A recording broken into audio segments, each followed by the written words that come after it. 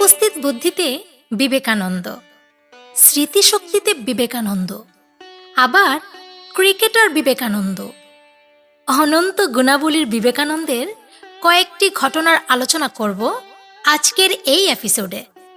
শেষ পর্যন্ত থাকুন আমাদের সাথে।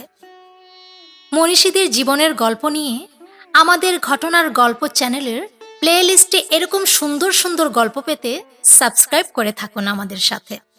চলুন শুরু করা যাক। শরণাগত তুমি স্বাগত, এসো এসো হে মহামানব।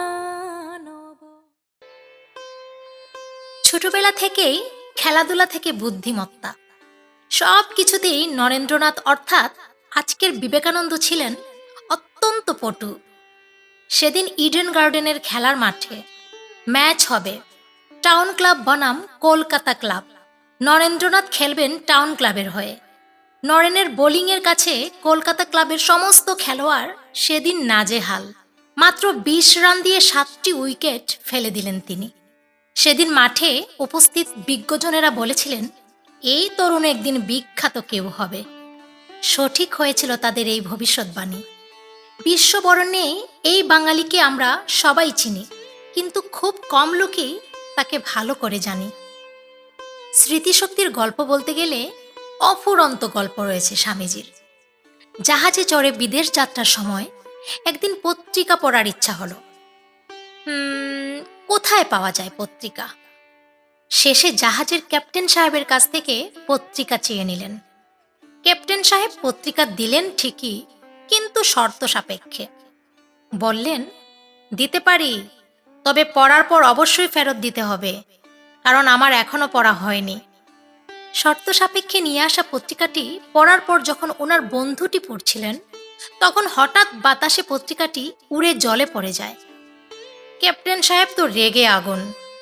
স্বামীজি তখন ক্যাপ্টেন সাহেবের কাছ থেকে কাগজ আর কলম চেয়ে নিয়ে ১ ঘন্টার মধ্যে সমস্ত পত্রিকাটি লিখে দিলেন। ক্যাপ্টেন সাহেব তো অবাক। পরে তিনি আরেকটি পত্রিকার সংগ্রহ করে মিলিয়ে দেখেন তার লাইন বাই লাইন মিল রয়েছে। বিদেশে থাকাকালীন এক ইংরেজ স্বামীজিকে দেখান যে গীতার উপরে সারিবদ্ধভাবে রাখা আছে অনেকগুলো ইংরেজি বই। ইংরেজ সাহেব বিদ্রূপ করে বললেন, ঠিকই তো আছে, গীতা তো সবার নিচে থাকার মতোই বই, উপরে থাকবে ইংরেজি বই, গীতার স্থান সবার নিচে।